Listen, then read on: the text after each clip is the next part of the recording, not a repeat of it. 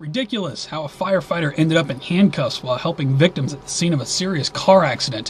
What's going on, everyone? MaKaElectric. It is Friday, February the 7th, 2014. This pisses me off. A whole new level of police state here.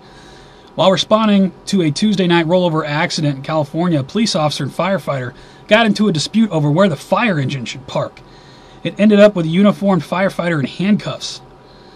California Highway Patrol officer reportedly ordered the firefighter to move the engine from the center divide or he would be arrested.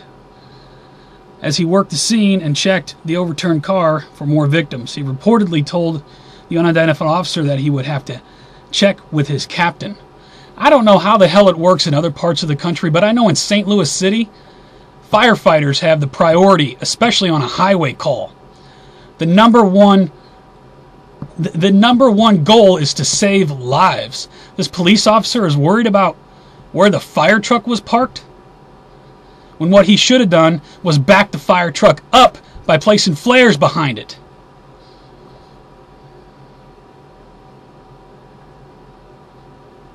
This police officer should be charged with interfering with a firefighter in the line of duty, and he should be fired. You took a first responder who was working a serious accident, rollover accident, people trapped, and put handcuffs on him because he wouldn't move the fire truck. What the hell is going on here, people? This is insanity.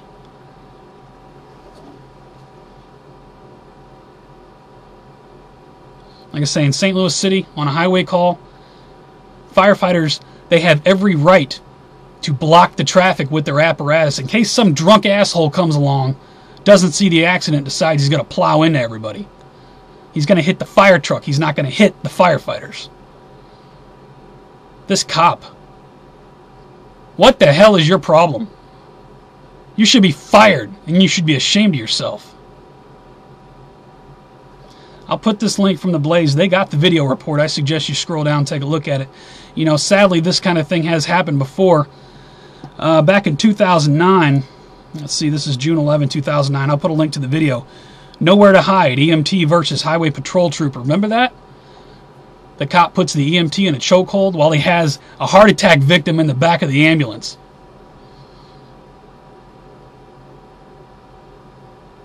The cop was pissed off because the ambulance didn't yield.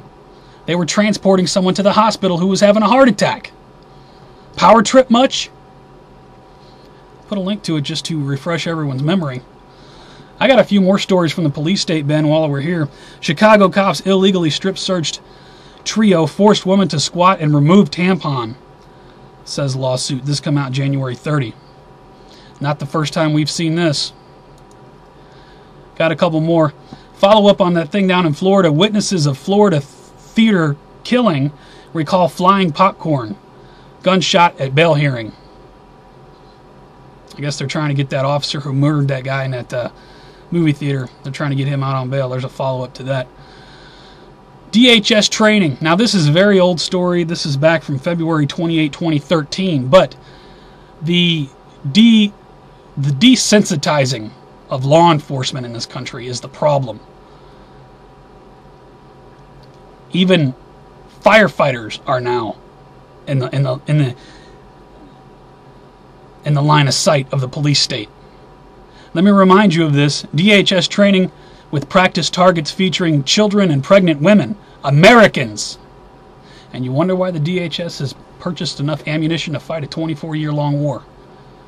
Again, this is an old article, just a reminder. Got one more in the police state, Ben. U.S. surveillance cameras raise privacy concerns. Press TV put out a new article.